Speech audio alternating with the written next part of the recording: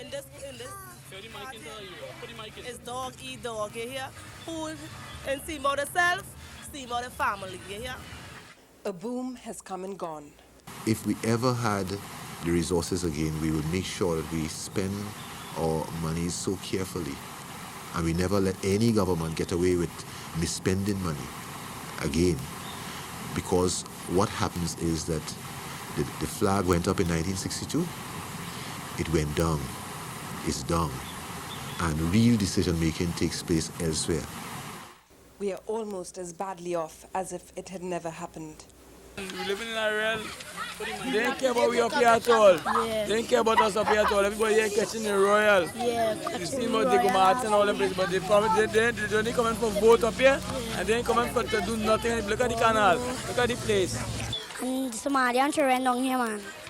In 1972, 30% of our people were living in poverty. Today, economist Ralph Henry estimates that some 28% of our people are living below the poverty level. If we go by Dr. Henry's statistics, then it means that more than 300,000 people in this country live below the poverty line, which means they are barely clothed, fed or sheltered. Unemployment is the highest ever, 20% and growing. A lot of people up here ain't working, and a lot of people here getting trouble. We can't say insurance.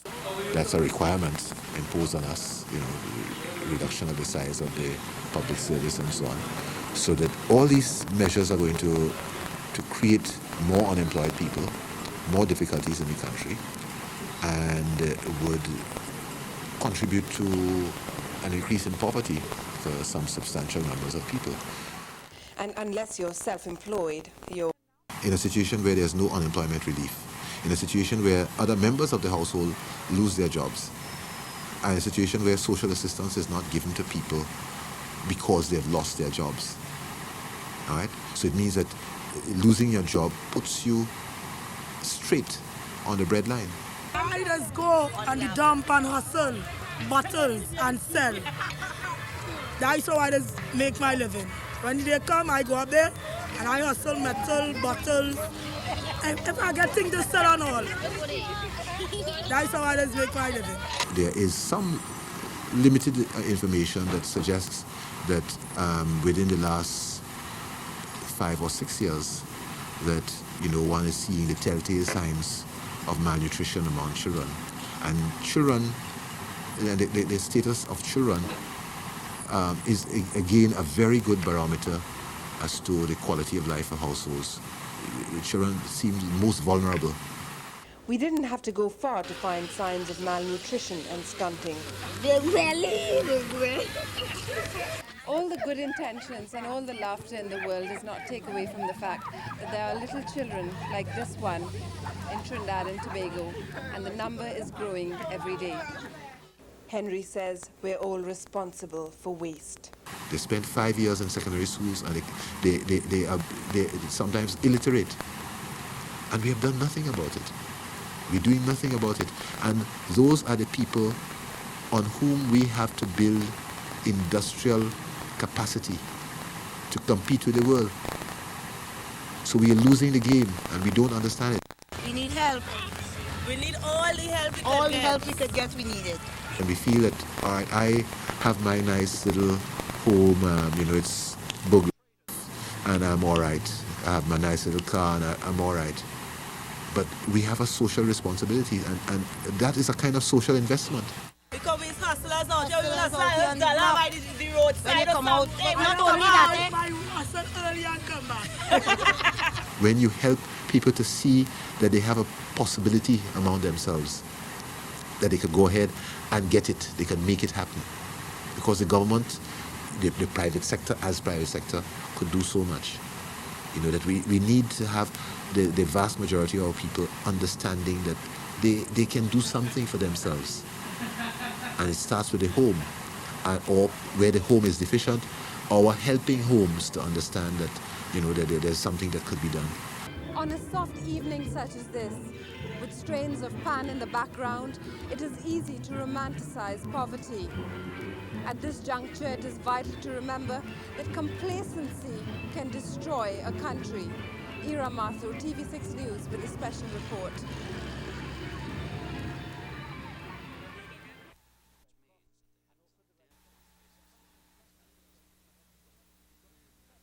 The PNM's manifesto relied heavily on the construction industry to create jobs, and construction is happening. There are a lot of projects because we have a lot of unmet needs. The Hilton is doing a 24 million expansion. There are a number of other organizations we know of. Our prospective tender list over the next 2 years is very, very lengthy. We can say confidently that we would get more revenue from it, and I think Trinidad and Tobago as a whole should benefit from it. But jobs obviously are not. 5 times as many people are coming onto the job market as are dying each year. Frustration at tightened belts abounds. They need work, and we really need work to do. You understand? We vote PNM, and PNM not solving our problem as yet. If we have to create 28,000 jobs a year just to keep the unemployment problem where it is today, at its high, unacceptable level, we're going to need about $6 billion a year of investment. But we don't have that. And the government can't do it alone. The problem goes beyond politics. While the state will always have a responsibility to make grants, payments, ensure subsidies, it has to bring on board a number of the so-called non-governmental organizations. Poor people are poor people because they have been born into circumstances and need to be given some kind of facility to break out of it. It's a vicious circle. They're trapped sometimes. The poverty trap, as it's sometimes called, has to do with children having children, and they're caught. My small daughter has 6, and my big daughter has 3. 2/3 of them tell you they didn't plan the baby. Well, I struggling. I don't bear anything on my children. The Family Planning Association, an NGO, can break the trap by spreading the word that uncontrolled births mean that the already shriveled national pie will have to be divided into crumbs. The FPA needs funds to help educate people out of the poverty trap, up and down the country. A holistic education which helps them see the link between having too many children and staying down in the dumps. But why they have so many children if they're so poor? And I just tell them that. Them know what they're doing. $10 million is a joke. It's a joke. If you consider the size of the problem that you are going to be tackling, it is no less than trying to change an entire country towards a direction that will ensure our survival in the 21st century. And I think $1 million is pure peanuts. And most people support family planning and want it. And when Selwyn Ryan broke this down by religion, surprisingly, the Catholics, the other Christian religions, the Hindus, again, only 2-3% opposition, 87% support. But people don't know enough about it. Poor people have to make this link. If you have 9 children, you have to feed 9 children. If it had 2, the money you would have saved on 7 could be put to improving the quality of life. And that is a message of education, that we need the resources to help people. How many children you have? 6. Without education, they never cross the bridge between knowledge and practice. I don't have no husband. So how you manage to support 6 children? My mother is the them. Some 100,000 people in Trinidad and Tobago are currently unemployed. If trends continue, each year 8,000 additional people will join the ranks of the unemployed. So 5 times as many people are coming onto the job market as are dying each year. And we're still waiting on a home. No one again with us 10 days. That is how we live in. So we don't tackle the problem of unemployment only through job creation.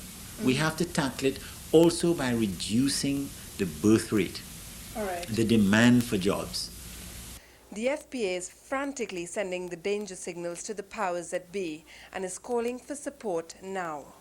The electoral cycle, which is 5 years, is a short-term cycle. The issues that we have been discussing are longer term. They span 15 to 20 years. And since independence, we've had 3 generations of children making children. Time to stop. It's time to stop. The FPA's message is think ahead 20 years. Stem the population growth and future demand for jobs now, instead of scrambling around with scarce resources to find jobs for multitudes later. Ira Mathur, TV6 News, with the special report.